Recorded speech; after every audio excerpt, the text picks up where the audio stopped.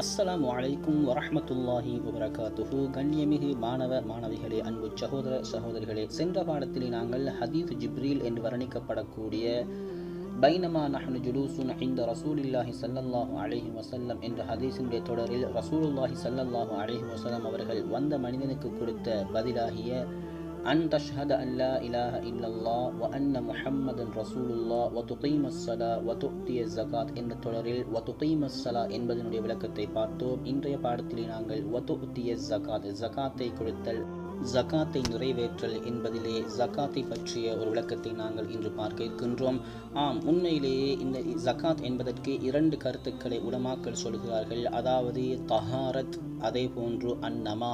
தஹாரத் என்பது அதனுடைய பொருள் சுத்தம், அன்னமா என்பது வளர்ச்சி. இந்த இரண்டு கருத்துக்களையும் ஸகாத் என்ற சொல்லுக்கு இணையாக இமாம்கள் சொல்கிறார்கள்.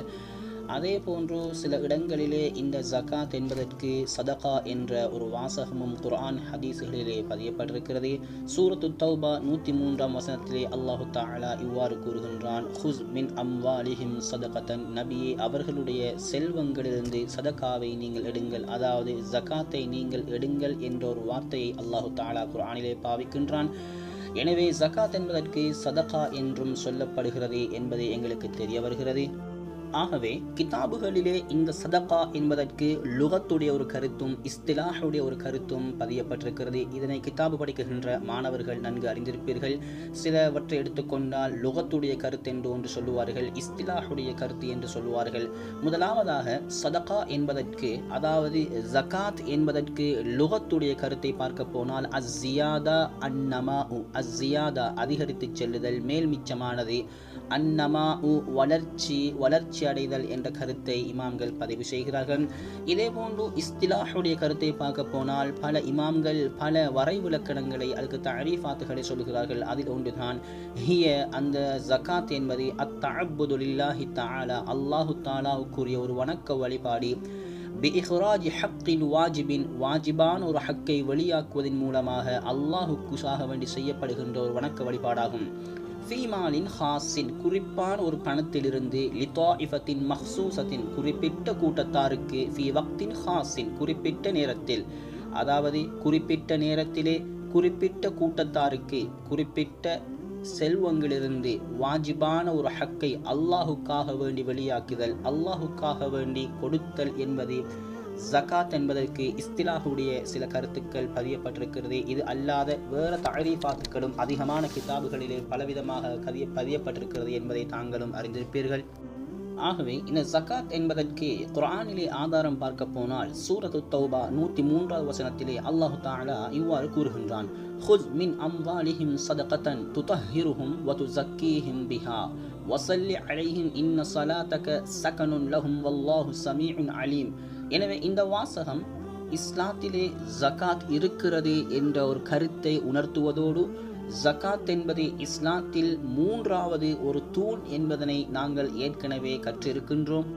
அதே போன்று இந்த ஸகாத்துக்கு நாங்கள் ஹதீதிலே ஆதாரம் பார்க்க போனால் இப்னு உமர் ரலியல்லாஹு தஆலா அன்ஹு அவர்களை தொற்றும் அறிவிக்கப்படுகின்ற ஒரு ஹதீஸ் புகாரி முஸ்லிம்லே பதிவாக இருக்கிறது. வஅன் இப்னு உமர் ரலியல்லாஹு அன்ஹுமா قال رسول الله صلى الله عليه وسلم بني الإسلام على خمس شهادة أن لا إله إلا الله وأن محمدا رسول الله وإقام الصلاة وإيتاء الزكاة وصيام رمضان وحج البيت.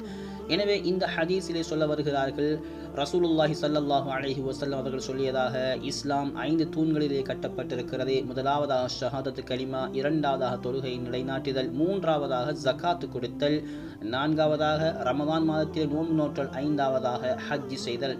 எனவே இந்த ஹதீஸில் இடம்பெற்ற ஒரு வார்த்தை தான் வஈதா இஸ் ஸகாத், ஸகாத்தை நிறைவேற்றுதல், ஸகாத் கொடுத்தல் என்பது. எனவே மேற்கண்ட குர்ஆன் வசனமும் இப்பொழுது நாங்கள் பார்த்த இந்த ஹதீதுகளும் ஸகாத் என்பதற்கு ஆதாரமாக இருக்கிறது என்பது எங்களுக்கு தெரிய வருகிறது. ஆகவே கண்ணியமிகு மாணவ மாணவிகளே, ஸகாத் என்பதற்கு இன்னும் சில இமாம்கள் இவ்வாறு வரைவிலக்கணம் சொல்கிறார்கள். ஸகாத் என்பது நஸீபுன் முகத்தரத்துன் ஷர்அன், மார்க்கத்தினால் நிர்ணயிக்கப்பட்ட ஒரு குறிப்பிட்ட தொகையாகும். மின்மாலின் மஹ்சூஸின், குறிப்பிட்ட செல்வங்களிலிருந்து, லிதாஇஃபத்தின் மஹ்சூஸத்தின், குறிப்பிட்ட கூட்டத்தாருக்கு. ஆகவே இந்த தஅரீஃப் என்ற வரைவிலக்கணம் உணர்த்துகிறது, குறிப்பிட்ட கூட்டத்தாருக்கு குறிப்பிட்ட அந்த பணத்தொகையிலிருந்து மார்க்கத்தினால் நிர்ணயிக்கப்பட்ட ஒரு குறிப்பிட்ட தொகையே ஜகாத் என்பதாகும். ஆகவே கண்ணியமிகு மாணவ மாணவிகளே, இந்த ஜக்காத்தை கொடுப்பதன் மூலமாக ஏழைகளுக்கும் பணக்கார சமூகத்திற்கு மத்தியிலே சுமூகமான ஒரு உறவை அல்லாஹு தஆலா ஏற்படுத்துகின்றான். ஏழைகளுடைய கஷ்டங்கள் நீங்குகிறது, ஏழைகள் சந்தோஷமாக இருக்கின்றார்கள். தாங்களும் ஒரு நாள் பணக்காரர்களைப் போல வாழலாம் என்ற சிறிய ஆசையோடு நாம் கொடுக்கும் அந்த ஜகாத்துடைய பணங்களிலிருந்து தன்னுடைய சந்தோஷங்களை அவர்கள் வெளிப்படுத்திக் கொண்டிருப்பார்கள். அது மட்டுமல்லாமல் ஜகாத் கொடுப்பதன் மூலமாக எங்களுக்கு கிதாபுகளிலே பல சிறப்புகள் குர்ஆன் ஹதீஸிலே கூறப்பட்டுள்ளது. அதே போன்று யாரெல்லாம் ஜகாத் கொடுக்காமல் தடுத்துக் கொள்கிறார்களோ, ஜகாத்துடைய பணங்களை மறைத்து வைத்து தான் மட்டும் அனுபவிக்கின்றார்களோ, அவர்களுக்கு அல்லாஹ்விடத்திலே தண்டனை இருக்கிறது என்பதை பல ஹதீதுகளிலே ரசூலுல்லாஹி ஸல்லல்லாஹு அலைஹி வஸல்லம் அவர்கள் சொல்லியிருக்கிறார்கள். அதில் ஒரு ஹதீஸ் தான், மா முனிஅ கௌமுன் ஸகாத அம்வாலிஹிம் இல்லா முனிஉல் கத்ர மினஸ் ஸமா. எந்த ஒரு சமூகம் தன்னுடைய செல்வங்களிலிருந்து ஜகாத்தை தடுத்துக் கொள்கிறார்களோ, ஜகாத் கொடுக்காமல் இருக்கிறார்களோ, அவர்களுக்கு வானத்திலிருந்து வரக்கூடிய மழை துளிகள் கூட தடைபட்டு விடும் என்ற கருத்தை இந்த ஹதீஸ் உணர்த்துகிறது.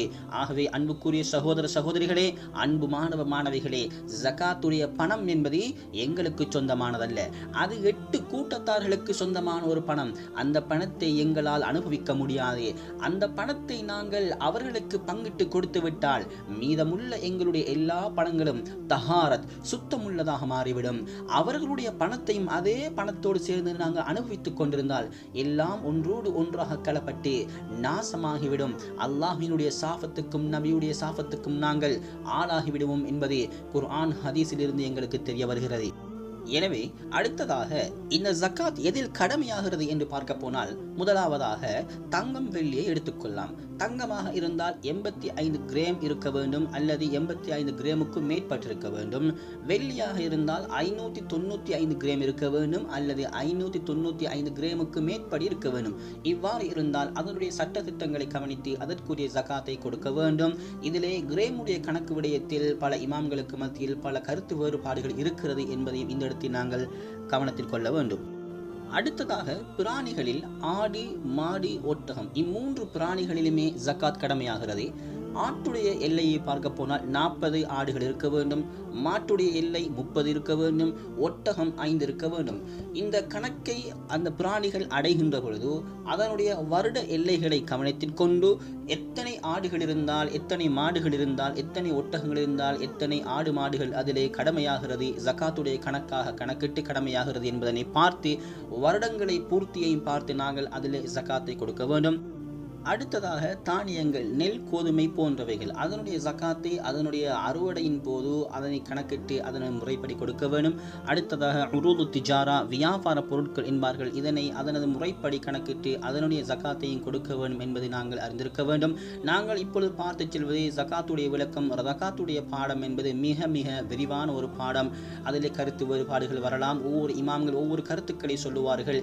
என்றாலும் இந்த ஹதீஸின் வந்ததற்காக வேண்டி நாங்கள் மிக ரத்தின சுருக்கமாக புல் நுனிப்புல் மேய்ந்தது போல இதனுடைய விளக்கத்தை நாங்கள் பார்த்து செல்கின்றோம். ஜகாத்துடைய பாடம் என்பது மிகவும் பரப்பளவை கொண்ட ஒரு பாடமாகும். அதனுடைய சட்டத்திட்டங்களை நுணுக்கமாக படிக்க வேண்டும் என்பதை நாம் இந்த இடத்திலே கருத்தில் கொள்ள வேண்டும். அடுத்ததாக இந்த ஜகாத்தை யாருக்கு கொடுக்க வேண்டும் என்று பார்த்தால், அல்லாஹு தஆலா குர்ஆனிலே 8 கூட்டத்தாரை சூரத்து தௌபாவிலே கணக்கிட்டு சொல்கின்றான். இன்னமஸ் ஸதகாத்து லில் ஃபுகராஇ வல் மசாகீன் வல் ஆமிலீன அலைஹா வல் முஅல்லஃபதி குலூபுஹும் வஃபி ரிகாபி வல் காரிமீன் வஃபி ஸபீலில்லாஹி வபினிஸ் ஸபீல் ஃபரீலத்தன் மினல்லாஹ் வல்லாஹு அலீமுன் ஹகீம் என்ற இந்த ஆயத்திலே அல்லாஹ் தஆலா 8 கூட்டத்தாரை கணக்கிட்டு பட்டியலிட்டு சொல்கிறான். இந்த 8 கூட்டத்தார்களுக்கு மாத்திரம்தான் ஜகாத் கொடுக்கப்பட வேண்டும் என்று. எனவே இந்த ஆயத்தினுடைய தஃப்சீர்களை, வரைவிலக்கணங்களை நீங்கள் பார்த்து கொண்டால் அந்த 8 கூட்டத்தார்கள் யார் என்பதை உங்களால் விளங்கிக் கொள்ள முடியும்.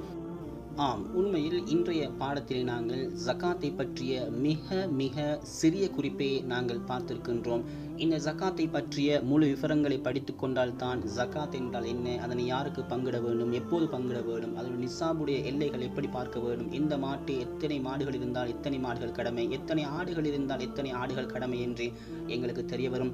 எனவே இன்றைய பாடத்தில் நாங்கள் பார்த்த மிக மிக சுருக்கமாக பார்த்த இந்த விடயத்தை மனதில் கொண்டு அல்லாஹுடைய அல்லாஹ்வால் கடமையாக்கப்பட்ட இந்த ஜகாத்தை நாம்களும் கொடுத்து அல்லாஹ்விடத்தில் அதன் அந்தஸ்துக்களையும் கண்ணியத்தையும் அடைந்து மேலான ஜன்னத்துல் ஃபிர்தௌஸில் நுழைவதற்கு அல்லாஹ் எனக்கு உங்களுக்கும் அருள் புரிவானாக. ஆமீன் ஆமீன். வ ஆகிரு தஅவானா அனில் ஹம்துலில்லாஹி ரப்பில் ஆலமீன்.